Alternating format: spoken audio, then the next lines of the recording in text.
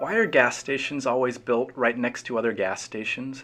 Why is it that I can drive for a mile without finding a coffee shop and then stumble across three on the same corner? Why do grocery stores, auto repair shops, and restaurants always seem to exist in groups instead of being spread evenly throughout a community?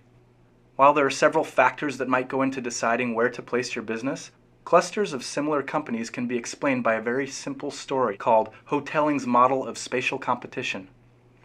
Imagine that you sell ice cream at the beach. Your beach is 1 mile long and you have no competition. Where would you place your cart in order to sell the most product? In the middle. The 1/2 mile walk may be too far for some people at each end of the beach, but your cart serves as many people as possible. One day you show up at work just as your cousin Teddy is arriving at the beach with his own ice cream cart. In fact, he's selling exactly the same type of ice cream as you are.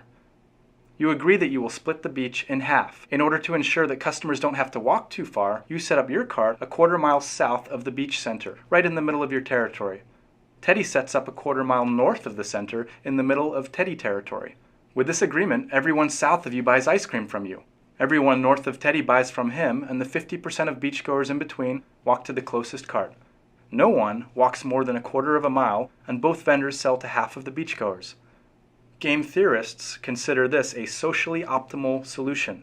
It minimizes the maximum number of steps any visitor must take in order to reach an ice cream cart.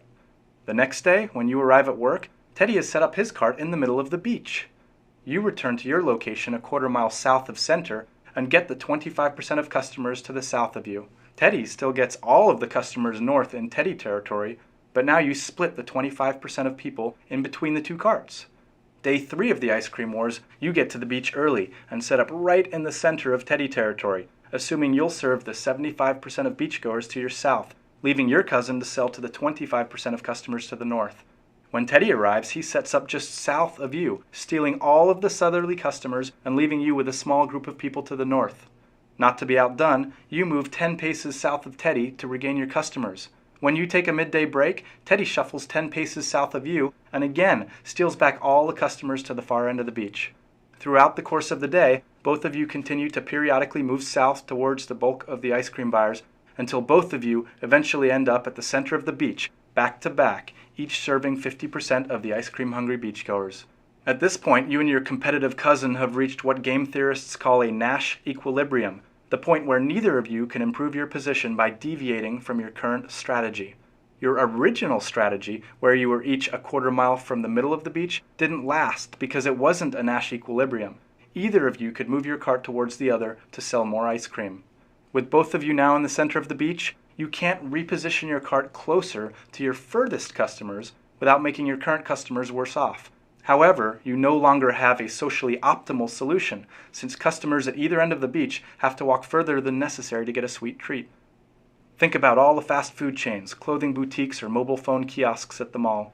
Customers may be better served by distributing services throughout a community, but this leaves businesses vulnerable to aggressive competition.